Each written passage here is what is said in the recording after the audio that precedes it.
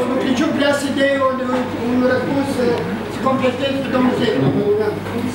Deci, o rudă de mea de departe din Boloca a predat în școală matematică și la sfârșitul anului 80 el a format pensii 25 ani.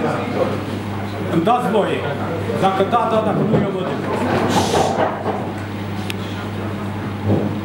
Și a început am la Novosibirsk cu 10-15 mașini cu fructe. Și în Novosibirsk vine un bătrân și în Libarul se întreabă, scăriți, păjală, văd cuda. Dar cealaltă spune, nas какой области? С Черновецкой. А скажите, пожалуйста, какого села? Dar cealaltă s-a supărat. Что вы меня тут спрашиваете, с какого села вы тут? Я вас прошу, скажите, Boloca, dar eu sunt din Baian.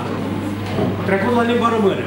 Și a început a povesti cum el la anii 40 au fost deportați acolo. Și întreabă, ce o să mai fiți aici? Da, o să fiu. Peste vreo oră și ceva, în povestea asta, că și-au rude mai departe, au venit vreo 400 de persoane și tineri și bătrâni și majoritatea vorbea limba română, nu uita de limba română. A doilea lucru, în 40 din Molnița a fost dus în Siberia, că atunci știți trenul cel acolo de vagoane, aproape 14.000 de oameni și mai departe. O familie cu 5 copii. În tren s-a născut în Comboiet. În Siberia, din muncă și de foame, toți copiii au murit, a rămas să-mi dea să mă băieț ceva. În anii 80, acela băiețel, în Siberia, în satul Nadir, deschide școală românească, trece la grafia latine, face societatea română de regat, s-au adunat și aceia, s-a lipit și aceia din Nouă Solița, au făcut ziar românesc și nimeni un cuvânt nu i-a zis. Și nu-i zice.